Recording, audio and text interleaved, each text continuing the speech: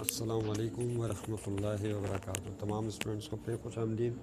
जैसा कि आप जानते हैं कि एग्ज़ाम्स स्टार्ट होने वाले हैं और 40-42 के करीब MCQ जो हैं वो पूछी जाएंगी आपसे। आपके पास टाइमिंग होगी बहुत कम, जिसमें सेक्शन बी और सेक्शन सी भी करना है आपने। चैप्टर 1 की MCQ जो है हमने प्लॉट पे लगा दी है। अब हम चैप्टर नंबर 2 वेक्टर्स, जिसका नाम है, फर्स्ट ईयर फिज़िक्स है ये, Sindh board, chapter number 2 vectors के हवाले से MCQs अब हम डिस्कस करने वाले हैं। ये वो 4 मोस्ट इंपॉर्टेंट MCQs हैं जो इम्तिहान में आ सकती हैं और इनकी आपको प्रैक्टिस करनी चाहिए। चैप्टर नंबर 2 पहली कौन सी है? If A dot B is equal to 0, अगर दो वेक्टर्स का डॉट प्रोडक्ट 0 हो और क्रॉस प्रोडक्ट भी 0 हो, and vector A not equal to 0, उनमें से वेक्टर ए 0 के बराबर ना हो, तो वेक्टर बी के बारे में आपका क्या ख्याल है? अब जाहिर है ए डॉट बी भी 0 है, ए क्रॉस बी भी 0 है, ए 0 के बराबर नहीं है, तो इसका मतलब है वेक्टर बी किसके बराबर होगा? 0 के बराबर होगा। देखो कैसे, इसको समझ लें कैसे। ये पहली वाली MCQ को, ये लिखा हुआ है A dot B is equal to 0, तो 0 कब होगा? दो सूरतें होती हैं, लेकिन यहाँ पे जो कंडीशन दी हुई है इसमें वेक्टर बी की वैल्यू क्या ले लें आप? 0 ले लें, तो ए 0 से मल्टीप्लाई होकर क्या हो जाएगा? 0।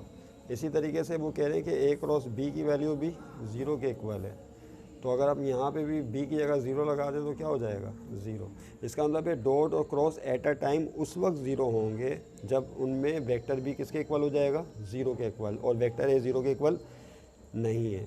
कुछ और सूरतें भी होती हैं, याद रखिएगा, कि जिसके अंदर जो है डॉट प्रोडक्ट 0 होता है, क्रॉस प्रोडक्ट 0 होता है, वो भी डिस्कस कर लेते हैं। ए डॉट बी 0 तब निकलता है अगर a और b के दरमियान एंगल 90 डिग्री हो, तो ये 0 निकलता है। लेकिन फिर ए क्रॉस बी 0 नहीं निकलेगा, क्योंकि एंगल 90 होगा तो साइन 91 होता है। देखिए ए डॉट बी का फार्मूला क्या? देखिए मैं बात बहुत मुख्तसर करना चाह रहा था, लेकिन जब गुफ्तगू होती है ना तो फिर बहुत सारी बातें होना शुरू हो जाती हैं। इसका फार्मूला होता है ए बी कॉस थीटा, और ए क्रॉस बी का फार्मूला क्या था? A B sine theta. Mod की बात कर रहे हैं यहाँ पर। Is that clear? तो यहाँ पे ए डॉट बी 0 कब निकलेगा? अगर ए और बी दोनों 0 ना हो तो थीटा क्या होना चाहिए? 90। कॉस 90 0 होता है, तो ए डॉट बी क्या हो जाएगा? 0। लेकिन अगर थीटा 90 लेंगे तो साइन 90 की वैल्यू 1 होती है, फिर ए क्रॉस बी 0 के बराबर नहीं निकलेगा इस सूरत में। समझ रहे बात को? तो इसका मतलब ये हुआ कि बस इसके अंदर अगर ए डॉट बी और ए क्रॉस बी दोनों 0 हैं और ए 0 नहीं है, तो इसका मतलब ये होगा कि वेक्टर बी यकीनन किसके बराबर होगा? 0 के बराबर होगा। Is that clear? कई दफ़ा पूछा उन्होंने। दूसरी MCQ देख लें क्या है, नंबर 2।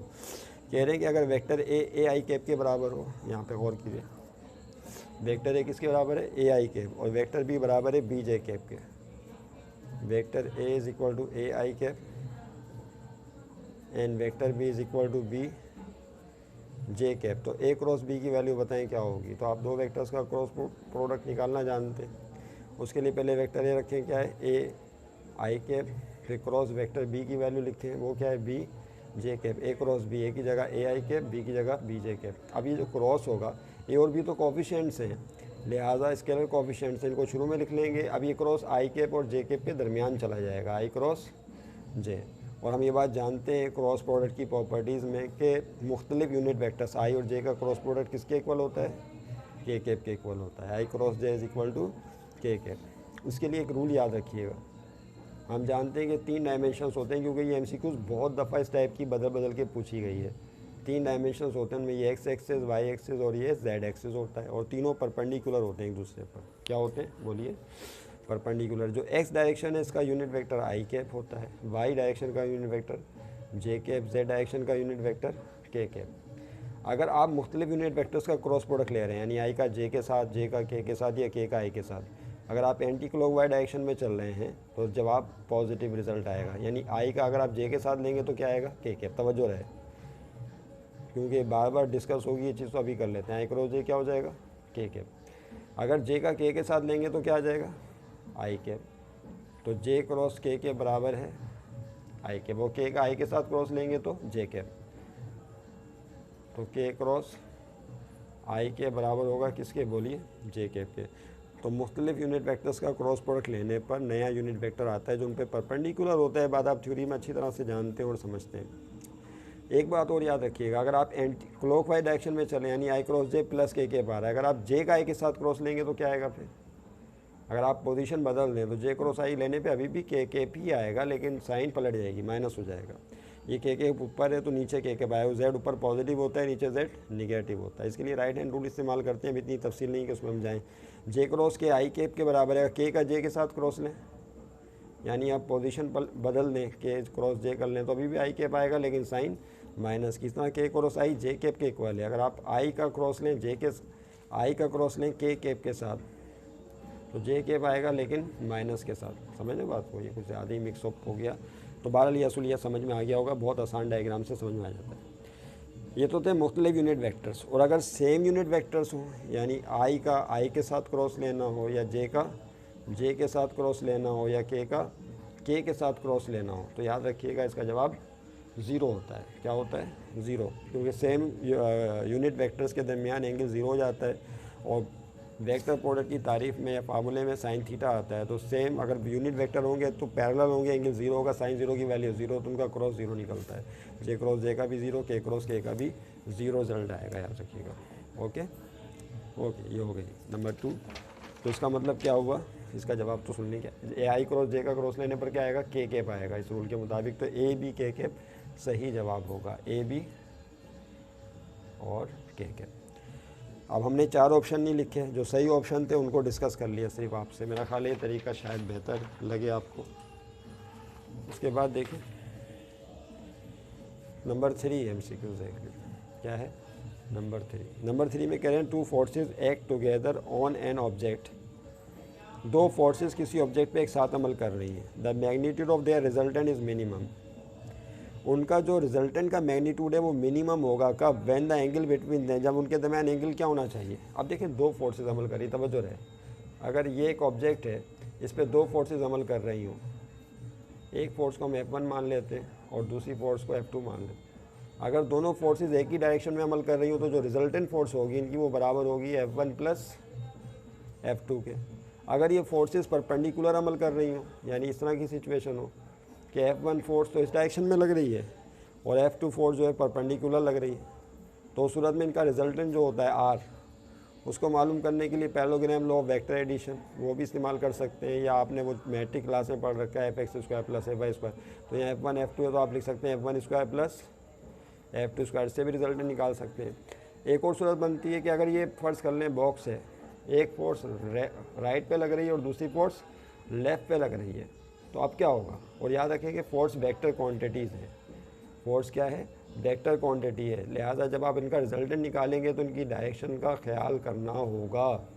ये बड़ी इंपॉर्टेंट बात है, इसको याद रखिएगा। तो खैर मैग्नीट्यूड है, तो अगर फोर्सेस अपोजिट डायरेक्शन में लग रही होंगी तो जो उनकी रिजल्टेंट फोर्स है वो मालूम करने का तरीका ये होता है कि ग्रेटर फोर्स में से स्मॉलर फोर्स माइनस करते हैं। अगर फ़र्ज़ कर लें F1 ज़्यादा और F2 कम है तो F1 माइनस F2।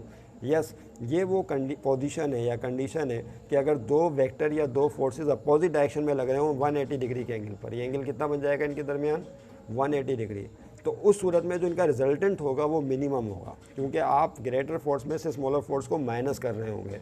माइनस करने के नतीजे में जवाब आएगा वो सबसे मिनिमम होगा। इस रेट क्लियर? यहाँ पे ऐड कर रहे हो, जवाब F1 प्लस F2 प्लस हो जाएगा। यहाँ पे भी कोई ना कोई वैल्यू जो है बड़ी हासिल होगी, उससे कम होगी लेकिन इससे ज़्यादा होगी। तो सबसे मिनिमम वैल्यू क्या होगी? F1 minus F2। ओके, तो एंगल 180 डिग्री होना चाहिए। मेरे ख्याल समझ में आ गया होगा आपके। तो एंगल बिटवीन फोर्सेस कितना होना चाहिए? 180। अपोजिट डायरेक्शन में होंगे तो उस सूरत में क्या होगा कि मिनिमम रिजल्टेंट वेक्टर या रिजल्टेंट फोर्स उन पर अमल करेगी। ओके, उसके बाद नंबर 4 देख लें क्या है। कह रहे हैं A और B 2 वेक्टर दिए हमें, कोई चींटी वगैरह आ गई। अगर फ़र्ज़ कर लें कि एक वेक्टर A हो 5i प्लस जे कैप और दूसरा वेक्टर B दिया हुआ है उस 2k कैप। अब उन्होंने पूछा है आपसे, बताइए A माइनस बी किसके इक्वल होगा? क्या पूछा है? A माइनस बी बताइए किसके इक्वल होगा? तो A माइनस बी आप निकाल सकते हैं आराम से। पहले वेक्टर A की वैल्यू पुट करें 5i कैप प्लस जे कैप, फिर माइनस साइन डाल के वेक्टर B की वैल्यू पुट कर दें, that is 2k cap, that's it. तो A माइनस बी किसके बराबर आ जाएगा? 5i कैप प्लस जे कैप माइनस 2k कैप। तो बिल्कुल ही बच्चा क्वेश्चन पूछ लिया उन्होंने। 5, इसमें तो कुछ करना ही नहीं पड़ा। 5i कैप प्लस जे कैप माइनस 2k कैप, बस ख़त्म। ओके, उसके बाद नंबर 5 हो गया, नंबर 6 देख, नंबर 4 हो गया, नंबर 5 देखिए क्या होगा। नंबर 5 में क्या कह रहे हैं, नंबर 5 में ये रहा, if Y component of a vector, एक वेक्टर इसका मैग्नीट्यूड दिया हुआ है, वेक्टर का मैग्नीट्यूड दिया हुआ है 15 यूनिट्स, कितना दिया है 15 units, when it forms an angle of 50 degree, ये भी मैट्रिक लेवल का एमसीक्यू है, theta is equal to 50 degree with positive X axis. तो बताइए उसका वाई कंपोनेंट क्या होगा, यानी ए वाई बताना है आपने। हम जानते हैं कि जब हम एक्स एक्सिस और वाई एक्सिस यानी एक्स वाई प्लेन की बात करते हैं और उसके अंदर फ़र्ज़ कर लें कोई वेक्टर ए मौजूद है, ओके, वेक्टर ए मौजूद है, तो उसके दो कंपोनेंट बन जाते हैं, और ये एंगल थीटा है पॉजिटिव एक्स एक्सिस के साथ, यहाँ पे 50 डिग्री दिया हुआ है, ये एक्स कंपोनेंट कहलाता है और ये A Y, this is horizontal, this is vertical component. तो यहाँ पे जो वर्टिकल कंपोनेंट है उन्होंने पूछा है, जबकि वेक्टर ए की लेंथ दी हुई है 15 यूनिट, तो वर्टिकल कंपोनेंट का फार्मूला एवरीबॉडी नोज वेल, बहुत ही आसान है, A Y is equal to A sine theta. तो अब यहाँ पर ए से मुराद मैग्नीट्यूड ऑफ वेक्टर ए है, साथ में साइन थीटा, तो वेक्टर ये ए को आप मैग्नीट्यूड ऑफ वेक्टर ए लिख सकते हैं। तो मॉड ए की वैल्यू क्या होती है 15 multiply sine of theta, theta की वैल्यू है 50 डिग्री। तो अब इसको कैलकुलेट करने के लिए आपको क्या करना होगा, 15 को साइन 50 से मल्टीप्लाई करेंगे, तो 15 मल्टीप्लाई बाय साइन 50, तो ये आ जाएगा 11.49। अब यहाँ राउंड करने का भी एक सिस्टम है, क्योंकि जो 4 ऑप्शन दिए हैं उसके अंदर सही जवाब 11.5 है, तो इसका मतलब है 95 से बड़ा है, तो इसको आप राउंड कर दें 4, एक नंबर बढ़ जाएगा 11.5 हो जाएगा। हमने इसको भी डिस्कस किया हुआ है तफसील से, तो उसकी भी वीडियो मौजूद है, आप वहाँ से आके देख सकते हैं कि किस तरह से राउंड किया जाता है वैल्यूज़ को। वो सिग्निफिकेंट फिगर वाली केमिस्ट्री में है, लेकिन वो अब केमिस्ट्री में सिग्निफिकेंट फिगर और इसमें एक जैसे ही है टॉपिक, लिहाजा केमिस्ट्री के देख लीजिएगा तो इसमें आसानी हो जाएगी। Is that clear.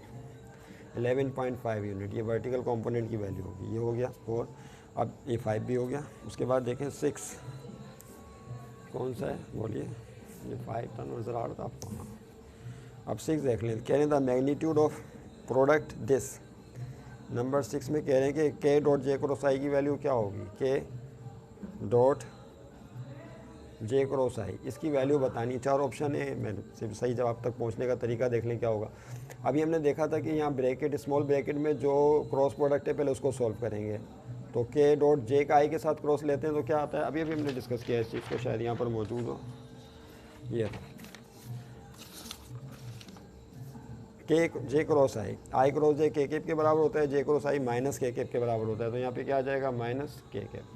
तो के डॉट ये मल्टीप्लाई हो रहा है माइनस के कैप से, तो इसका साइन प्लस है, प्लस माइनस माइनस, और ये डॉट के और के दरमियान चला जाएगा, तो के डॉट के, और सेम यूनिट वेक्टर्स का डॉट प्रोडक्ट 1 के बराबर होता है। यहाँ पे याद रखिएगा जिस तरह वेक्टर प्रोडक्ट की प्रॉपर्टीज़ हैं उसी तरीके से डॉट प्रोडक्ट की भी हैं। तो डॉट प्रोडक्ट की प्रॉपर्टीज़ में याद रखें कि सेम अगर यूनिट वेक्टर्स हैं I dot I, J dot J या के डॉट के, सेम यूनिट वेक्टर्स हैं तो उनका डॉट प्रोडक्ट 1 के बराबर होता है। लेकिन अगर मुख्तलिफ हैं I dot J, J dot के या आई डॉट के, अगर मुख्तलिफ यूनिट वेक्टर्स हैं तो उनका डॉट प्रोडक्ट 0 होता है। ये स्केलर या डॉट प्रोडक्ट की यूनिट वेक्टर्स की प्रॉपर्टी है, और वो क्रॉस प्रोडक्ट की। तो दोनों आपको अच्छी तरीके से आनी चाहिए, तो आप आराम से इसको पिक कर सकते हैं। तो इसका जवाब -1 होगा। Is that clear. तो ये 6 भी हो गया।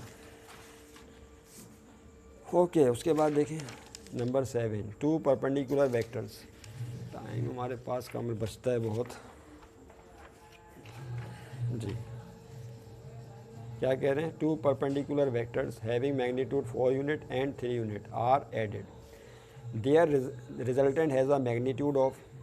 2 वेक्टर हैं परपेंडिकुलर हैं, उनके ये फ़र्ज़ कर लें कि एक को हम F1 कह लें, दूसरे को F2, या एक को Fx कह लें, दूसरे को Fy कह लें। चलें अगर फ़र्ज़ कर लें हम एक को Fx कह लें और दूसरे को क्या कह लें Fy, और दोनों क्या एक दूसरे पर परपेंडिकुलर यानी 90 डिग्री के एंगल पर है। तो इनका जो रिजल्टेंट होगा F, ये बताना उसका मैग्नीट्यूड क्या होगा। बहुत ही मशहूर है, कई दफ़ा पूछा भी है उन्होंने। तो हम जानते हैं कि ये जो सिचुएशन है जिसमें कंपोनेंट परपेंडिकुलर होते हैं, तो जो उनका रिजल्टेंट होता है उसका ये फार्मूला होता है, F is equal to under root Fx square plus Fy square. This is the formula. इस तरह से आप जो है परपेंडिकुलर कंपोनेंट्स के रिजल्टेंट वेक्टर के मैग्नीट्यूड को मालूम कर सकते हैं। ओके, अब देखें कैसे होगा ये, बहुत ही आसान है। एफ इज़ इक्वल टू, एक का 3 दिया हुआ है, यानी एक कंपोनेंट 3 यूनिट है और दूसरा 4 यूनिट है, तो आपको रिजल्टेंट जो वेक्टर एफ है उसका रिजल्टेंट मैग्नीट्यूड बताना है। तो एफ एक्स की जगह क्या आ जाएगा बोलिए, 3 पर square F by 4 under the square.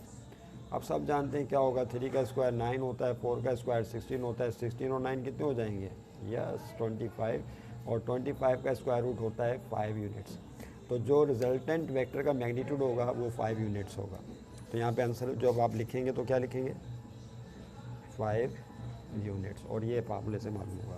उसके बाद 8वां देख लें, 8वीं एमसीक्यू की तरह है, जब अभी डिस्कस की थी हमने कि अगर एफ एक वेक्टर है 3i के और दूसरा डिस्प्लेसमेंट का वेक्टर है d 6j के, तो उन्होंने पूछा है कि बताइए वर्क डन क्या होगा। क्या पूछा है, वर्क डन, यानी वर्क पूछा है। ज़ाहिर हम जानते हैं कि किसी बॉडी पर आप फोर्स अप्लाई करें और बॉडी डिस्प्लेस हो जाए तो कहा जाता है कि काम हुआ। काम का जो फार्मूला होता है वेक्टर फॉर्म में वो ये होता है एफ डॉट डी, यानी फोर्स और डिस्प्लेसमेंट का डॉट प्रोडक्ट लेने पर वर्क हासिल होता है।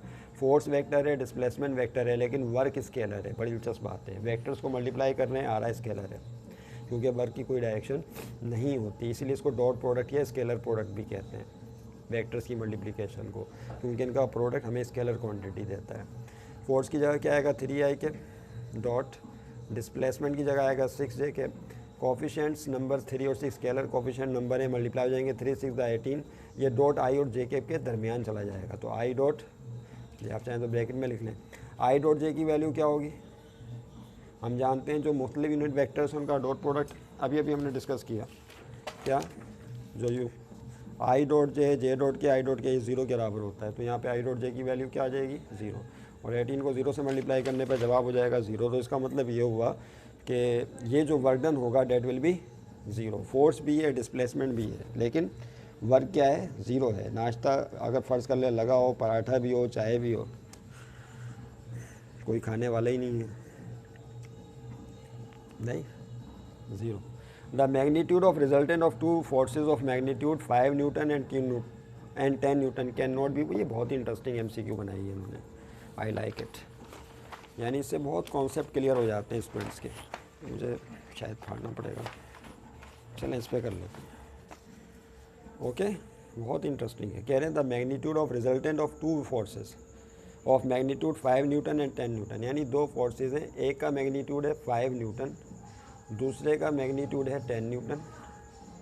आप कह रहे हैं कि इनका जो मैग्नीट्यूड ऑफ रिजल्टेंट है, यानी जो इनका रिजल्टेंट होगा उसका मैग्नीट्यूड नहीं हो सकता। क्या 4 न्यूटन नहीं हो सकता, 6 न्यूटन नहीं हो सकता, 9 न्यूटन नहीं हो सकता, या 13 न्यूटन नहीं हो सकता? इनमें से एक जवाब आपको बताना है। अभी हमने एक डिस्कशन की थी आपसे फोर्स, रिजल्टेंट फोर्सेस के हवाले से, शायद वो पेज रखा हो यहाँ पर, अभी डिस्कस किया था आपको, ये रहा, ये डिस्कस किया है कि मुख्तलिफ सूरतें इनमें फोर्सेस पैरेलल लग रही हों, अब एक ही डायरेक्शन में लग रही हों। मिसाल पर F1 कितना दिया हुआ है, 5 न्यूटन, F2 कितना दिया हुआ है, 10। अगर एक ही डायरेक्शन में लग रही होंगी तो जो रिजल्टेंट होगा वो इनके सम के बराबर हो जाएगा, यानी 5 + 10 क्या हो जाएगा, 15 हो जाएगा। और अगर फ़र्ज़ कर लें परपेंडिकुलर लग रही हो तो फिर इसको सॉल्व कर लीजिए, तो 15 से थोड़ी सी वैल्यू कम हो जाएगी। और अगर अपोजिट डायरेक्शन में लग रही हो तो बड़ी फोर्स में से छोटी फोर्स को माइनस कर दें। मिसाल के तौर पर F1 अगर 5 है और F2 कितना है, 10 है, तो बड़ी फोर्स को चलें 10 F2 मान लिया, तो F2 में से F1 निकालेंगे तो रिजल्टेंट आ जाएगा। यहाँ F1 - F2 लिखा था, आप F2 - F1 कर लीजिए, तो 10 में से 5 का रिजल्टेंट क्या निकलेगा, 5। अब देखिए ये मिनिमम है रिजल्टेंट, जब आप दो मैग्नीट्यूड को माइनस करते हैं तो जो रिजल्टेंट आता है वो मिनिमम वैल्यू देता है। अभी हमने डिस्कस किया था। इसका मतलब है कम से कम फोर्स कितनी हो सकती है, 5 न्यूटन, और ज़्यादा से ज़्यादा 10 + 5 15 न्यूटन। 15 न्यूटन से ज़्यादा नहीं हो सकती और 5 न्यूटन से कम नहीं हो सकती। अब यहाँ पे जो ऑप्शन दिए हुए 13, 9, 13 हो सकती है, यानी 15 तक जा सकते हैं, 13 हो सकती है, 9 हो सकती है, 6 हो सकती है। कम से कम कितनी होगी, मिनिमम 5 न्यूटन होगी। इसका मतलब 5 न्यूटन से कम नहीं हो सकती। तो 5 न्यूटन से कम कौन है, 4 न्यूटन। तो बस क्लियर हो गया कि 4 न्यूटन से कम रिजल्टेंट वेक्टर, ये जो लिखा हुआ है इन्होंने कि magnitude of resultant of two forces can not be 4 Newton, तो ये आपका आंसर होगा 4 न्यूटन, यानी इनका रिजल्टेंट 4 न्यूटन कभी भी नहीं हो सकता। कम से कम चूँकि जवाब 5 न्यूटन आ रहा है अपोजिट डायरेक्शन में, तो 4 तो आ ही नहीं सकता। बाकी ऊपर की तीनों वैल्यूज़ मुमकिन है और 15 से ऊपर नहीं हो सकता रिजल्टेंट। समझ गए होंगे आप यकीनन। उसके बाद देखें अब अगली MCQ, टाइम कम है हमारे पास, तो F1 F2 इसका तो जवाब दे दिया ना, जो रिजल्टेंट है इसका वो क्या नहीं हो सकता, बोले 4 न्यूटन नहीं हो सकता, नॉट इक्वल टू 4 न्यूटन। चले वो तो जवाब दे दिया। उसके बाद अगली देखें MCQ 10वीं, ये वही है जो अभी किया था, I cross J dot J cross I। जी बताइए इसके अंदर भाई, अभी हमने डिस्कस किया आपसे, ये क्रॉस और डॉट का मिला जुला एक MCQ बनाया इन्होंने। ये cross product I cross J की वैल्यू क्या होती है, K कैप, ठीक है, यहाँ पे आया डॉट, फिर J क्रॉस I की वैल्यू भी K कैप होती है, लेकिन किस में होगी, माइनस में। अब देखिए यहाँ क्या होगा, प्लस माइनस माइनस, ये डॉट ऑपरेशन K और K के दरमियान चला जाएगा, यानी K डॉट K। और ये भी पढ़ा हमने, सेम यूनिट वेक्टर्स का डॉट प्रोडक्ट क्या होता है, 1, यानी K डॉट K किसके बराबर है, 1 के, तो इसकी जगह क्या आ जाएगा 1। तो पता चला कि इस पूरे पोर्शन का जो सोल्यूशन है वो क्या होगा, -1। तो आंसर क्या आएगा, बोलिए -1। तो हम यहाँ पे आंसर लिख लेते हैं, डेट इज़ -1। तो इसके साथ ही ये इंपॉर्टेंट MCQs का सेक्शन चैप्टर 2 का ख़त्म हो गया। फिर मिलेंगे इंशाल्लाह चैप्टर नंबर 3 में। उम्मीद है कि आप सब खैरियत से होंगे। पढ़िए, खूब अच्छा पढ़िए और अच्छे नंबरों से अल्लाह ताला आपको कामयाबी अता फरमाए। Wish you good luck. अपनी दुआओं में हमें भी याद रखिए। Thank you very much.